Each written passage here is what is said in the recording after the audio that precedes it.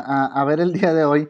El día de hoy vamos a ver ya, bueno, un poco más a detalle el periodo de transición entre el fin de la independencia y la aparición de las primeras formas o organización de gobierno que formaron parte de la vida independiente de México, de México, pues, de aquí.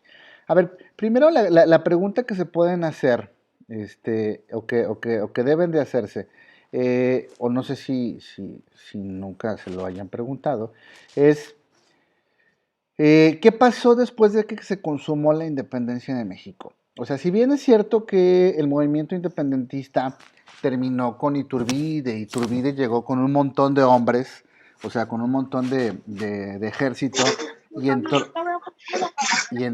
a la Ciudad de México, y en la Ciudad de México se firmaron los tratados que reconocían la independencia, y pum, se acabó y México comenzó a ser independiente. Pues si bien es cierto que eso pasó, no es que después de que eso haya sucedido ya la gente decía, órale, somos mexicanos. No, tuvieron que existir algunos procesos y sobre todo al principio fue muy difícil atinarle sobre cómo tenía que estar organizado el país. ¿Por qué razón? Porque el territorio mexicano venía de una guerra muy sangrienta, o sea, la guerra de independencia, donde además se tenía como una especie de resentimiento hacia lo que había sucedido, hacia España. Las comunidades indígenas también se sentían las que sobrevivían se sentían bastante indignadas y había mucha diferencia entre clases. O sea, existían aquellos que se reconocían como españoles y que habían nacido aquí como los criollos y aquellos que vivían en el territorio mexicano y era el resto y que les fuera como les fuera, muy apenas sobrevivían. Entonces, en ese periodo o en ese proceso comienza a discutirse sobre lo que va a suceder para el futuro del país.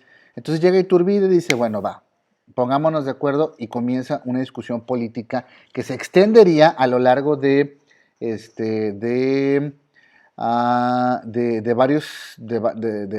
varios años hasta que se llegó a un acuerdo, aparentemente. Entonces, en este contexto es donde vamos a ver la clase. La primera pregunta es entonces, ¿qué tuvo que suceder para que comenzara la gente a ponerse de acuerdo? Tuvieron que intervenir varios proyectos de nación. En este caso vamos a denominar tres: el monárquico, imperial y republicano. Traducción a todo esto es cómo se organizó el país. Y si lo queremos ver en algo como muy contemporáneo, muy de nosotros, es como si el PRI, el PAN y el PRD, bueno, Morena en este caso, nos estuvieran gobernando, cada uno tiene una visión de nación y la idea de cómo se tienen que hacer las cosas. Así era más o menos en este momento. Entonces, un proyecto de nación era aquello que hablaba de las diferentes formas de organización que existían o que debían de existir en el país según la visión de esas personas. El proyecto monárquico es uno de los que aparece. Este proyecto monárquico era promovido por los borbonistas. ¿Quiénes eran los borbonistas? Ahorita lo vamos a ver. Eh, Fíjense, el proyecto monárquico borbonista, propuesto por españoles y apoyado por ciertos criollos americanos, fíjense quiénes eran estos criollos: mercaderes enriquecidos, militares, burócratas mayores y autoridades de la Iglesia Católica y dueños de grandes extensiones de tierra. Fíjense entonces quiénes eran los que estaban promoviendo este movimiento: aquellos que tenían poder económico o influencia todavía militar y eclesial. O sea, eran personas que se les reconocería como de la real sociedad, ¿no? Personas que tenían intereses muy particulares. ¿Qué aspiraban? Aquí estamos, a que el imperio mexicano, tal y como afirmaban los tratados, fuera regido por un migrante de la Casa Borbona. Aquí hablamos de los Borbones, dinastía reinante en España desde el siglo XVIII, para seguir la política de Fernando VII. ¿Quién fue Fernando VII? En ese tiempo era el rey de España y al que le hicieron la independencia y del que nos independizamos nosotros. Entonces, la idea pues con este grupo, más que cualquier otra cosa, era mantener el status quo o en cierta forma el poder. ¿Para qué? Para que no se alejara tanto de lo que ya existía. Había muchos privilegios, había muchos, más que privilegios, había muchas, ¿cómo decirlo? Muchas divisiones de clase que eran reconocidas y que para algunos era imposible quitárselas. Era como decirle a una persona, es que tú eres libre, ¿eh? Tú eres libre de ser lo que tú quieras, pero en una visión anterior como la de los monárquicos es que tú no eres libre. Tú en realidad naciste hijo de negro y vas a ser esto, punto. Y no puedes aspirar ni a estudiar, ni a meterte a ciertos lugares, y no puedes ni siquiera a veces dirigirnos la palabra. Entonces, esto generaba bastantes complicaciones. ¿Por qué razón? Déjenme abrir una presentación, nada más porque la cerré, porque ponían entredicho muchas cosas que se supone eran base de la sociedad de ese momento. Entonces, este es el proyecto monárquico y fíjense quién lo encabezaba. Lo encabezaba gente que quería permanecer en el status quo. Si se ponen a pensar quiénes son los políticos que, por los que la banda vota y los que están dirigiendo nuestro país, pues son gente que se encuentra más o menos pues como en el nivel de ellos, ¿no? Porque defienden intereses propios muy particulares. Va, déjenme aceptar a gente porque sigue llegando. Entonces, este proyecto, este proyecto, pues fue un proyecto que terminó sucumbiendo. Fíjense, este proyecto derivó en uno muy particular, el proyecto imperial. Agustín de Iturbide fue la persona que culminó con la independencia de México y a él se le reconocía como un gran héroe. Ahorita en este momento vi Miguel Hidalgo y Pavón, la corregidora, todos ellos se los ponen como pues, los héroes de la independencia. Si bien es cierto, el que terminó todo el show, el que terminó toda la guerra fue Agustín de Iturbide, pero por esto que hizo, no le gusta a los gobernantes que se ha recordado. ¿Por qué? Porque se le ocurre hacer algo que iba en contra de todo lo que los ideales de la independencia.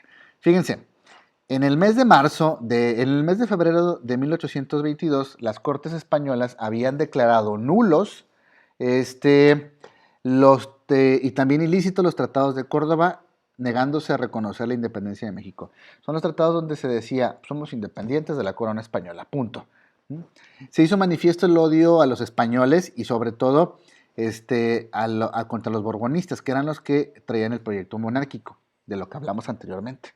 O sea, aquellos que vieron muy bien aquí en México, porque los españoles no se fueron después de la independencia, se quedaron a vivir en México muchos, y muchos de ellos eran borbonistas, estaban con el rey Fernando de España.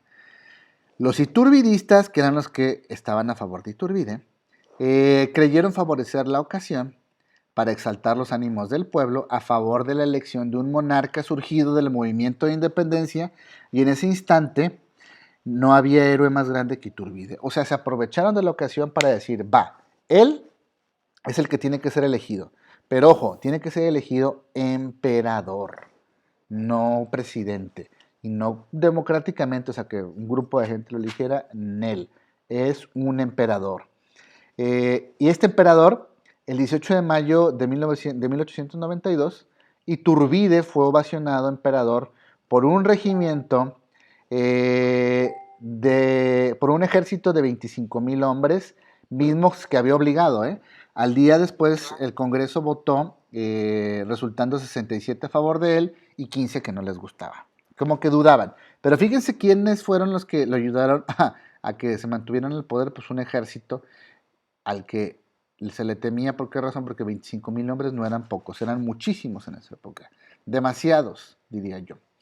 Bueno, fíjense, este proyecto monárquico, o este proyecto monárquico, ¿cómo se caracterizaba? Por lo siguiente.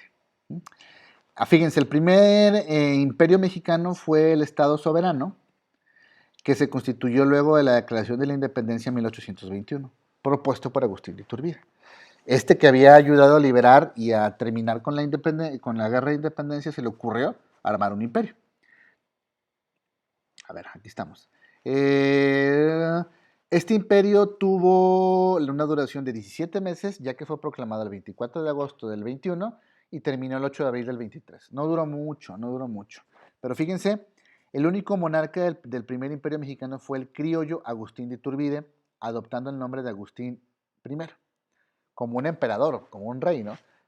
El reinado de Iturbide finalizó cuando sus opositores, encabezados por el general Antonio López de Santana y Guadalupe Victoria, estos nombres los han de haber escuchado, se levantaron en armas contra él. O sea, sus mismos generales dijeron él, vámonos para atrás. Antonio López de Santana después se convirtió en presidente de la República y el primer presidente fue Guadalupe Victoria. Fue el primero que en apariencia fue elegido democráticamente, convirtiéndose, derivando pues todo esto en lo siguiente, derivando todo esto en lo que se denominó, vámonos para acá, el proyecto republicano. ¿Qué es el proyecto republicano? El proyecto republicano es un proyecto en el que se comenzó aquí le voy a dejar, perdón, aquí está, proyecto republicano. El proyecto republicano fue el proyecto en el que se comenzó a reconocer por primera vez una visión mexicana, como nosotros la conocemos. ¿Por qué? Porque se comenzó a discutir acerca de las leyes. Todo esto derivó en la primera constitución política de los Estados Unidos mexicanos. De hecho, la semana que entra hay un asueto. El asueto no se hace se hace por eso, para que más o menos tengan una idea de por qué. El proyecto republicano también reconoce la división de poderes y que la gente era libre y que la gente tenía derechos, pero comienza por primera vez a discutirse que el mexicano era libre, que el mexicano tenía derechos y que el mexicano tenía un territorio, y comienza la identidad nacional como la conocemos.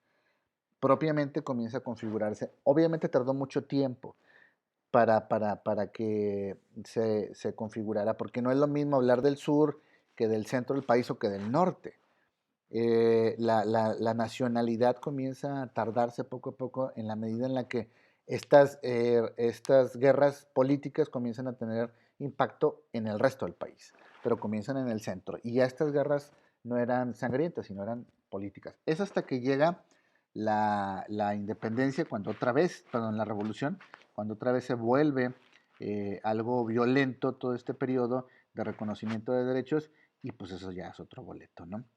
Pero es muy rápido. Otra vez les ofrezco una disculpa, me había conectado con el link de la clase anterior y ahí estaba yo esperando. De hecho dije, ya me quincearon, pero no, me di cuenta de que el del error fui yo.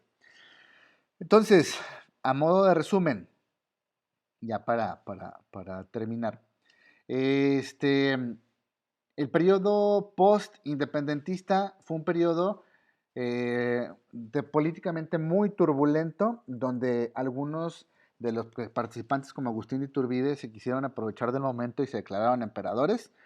La idea que todos tenían, eso sí, la idea que todos tenían era la recuperación del país, porque necesitaba dinero. España se había ido. De hecho, España tenía una crisis desde tiempo antes impresionante, por una mala administración y por las guerras que estaba librando en ese momento, pero no había dinero prácticamente, y las personas que tenían dinero simplemente se encerraron y se fueron, o ya no tuvieron actividad por miedo a lo que había sucedido, y entonces se necesitaba hacer dinero. Pero la gran pregunta, ¿de dónde nos hacemos dinero? Pues hagamos impuestos. Hay que convencer a las personas que ahora van a pagar impuestos a favor de sí mismos por una nueva nación. Entonces todo comenzaba desde cero, y eso no fue muy favorable para muchos. Por lo tanto, estos periodos son bastante convulsos política y económicamente. Se necesitó dinero, ¿para qué? Para seguir haciendo guerra, pero ya guerra no internamente, sino hacia afuera, ¿no? Antonio López de Santana tuvo un periodo de guerra con Estados Unidos, en el cual se perdió parte del territorio mexicano y se le conoce por eso, Antonio López de Santana, pero pues también fue un tipo brillante en la administración, ¿no? Y hizo cosas interesantes, como poner impuestos sumamente raros. Decían que habían puesto impuestos a los perros y a las ventanas, ¿no? Porque se necesitaba dinero para mantener el país. Pero bueno, ese es un resumen muy rápido. Otra vez una disculpa por conectarme tarde, pero pues estaba en otra clase. A ver, ¿alguien tiene alguna pregunta, duda, comentario, aclaración? ¿Le gustó esto? ¿Quiere saber más? Dígame, es el momento. Nada sobre las tareas, todo claro. Sí, profe, yo. A ver, De que la tarea va a ser resumen y vamos a incluir las preguntas que puso ahí, profe. las preguntas son guía, ¿eh? Me han hecho varias veces esa pregunta. Las preguntas son guía, no necesariamente tiene que venir las preguntas. Mientras tú respondas lo que viene ahí, está muy bien, ¿no? Por ejemplo, hay gente que no ha puesto las preguntas y ha hecho, por ejemplo, un video en Flipgrid y pues, está interesante, ¿no? Pero también podemos hacer un resumen. Sí, sí, sí, tú eliges lo que quieras hacer. Gracias. No, gracias a ti, Fito. Mm. ¿Alguien más? No, ¿todo está claro? Ay, no puse esto para que se viera quién está hablando, porque de repente me reclaman eso, que no se ve quién está hablando. No hay ninguna pregunta. Si es todo, les agradezco. Qué bueno que se conectaron. Nos estaremos viendo en estos próximos días y yo creo que mañana, bueno, y la semana que entra cuando volvamos. Estaremos trabajando por medio de videos. Yo haré videos para los que no se conecten y así puedan estar ustedes a la par con la clase. Si no hay más por decir, les agradezco un montón, en serio. Cuídense, cuiden a su banda, a su gente. Nos vemos. Bye.